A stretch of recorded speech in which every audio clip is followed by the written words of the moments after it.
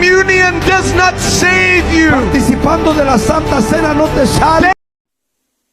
Tutol po ako sa mga pangangaral na ganito dahil napakahalaga po ang pagkomunyon. Dahil po ito ay simbolo at alaala sa dugo at katawan at sakripisyo ng Jesucristo sa atin. Kaya nais ko pong ipakita sa inyo kung paano magkomunyon ang Holy Spirit family, ang Iglesia ng Diyos sa loob ng bahay. Pag-ibig ang tunay na daan sa liwanag.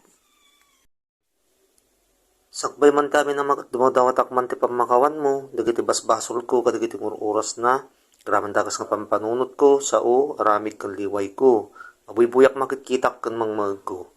Kandaw dawatak man naman ti panakabendisyon, dagiti taraon, nga sumangbay man kanya kung tangur orasan, kas panglaglagipak, ti dara, kalasag kan sakripisyo ni Pasus kanya kanay buray di kalbaryo. Tapno, may kari kan rumbang nga makipagtagikwaak, kadadi nga ayat, kaasi kan parabor, nga impaay na kanyami. Nagyamyaman ang kanay naman, nagiti ayat, kaasi kan parabor, papayo kanya kang tultuloy, nga aldaw-aldaw. Diamanak man ni nama, tas mangbay man kanyakon, ti banal nga espiritu mon. Dagiti man ni nama tumanayin nga mangpapigsa kanyakon. Dagiti amate kang runaan, nga banal nga espiritu, nga pagyamyamanak kang runaan kin ka. Kan ni Panginoon sa Kristo, kan ti banal nga espiritu ka mga impay mo kanyak.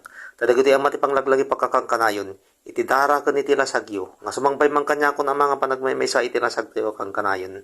Mahal kong Ama, mahal kong Panginoon, mahal kong aking banal na espiritu. Mahal kong mga kapatid ng hell dyan sa langit pati dito sa lupa na inutusan ng mahal na Ama at lahat ng pinabanal ng mahal na Ama. Kain tayo, salo-salo together, lahat tayong Holy Spirit family. Amen.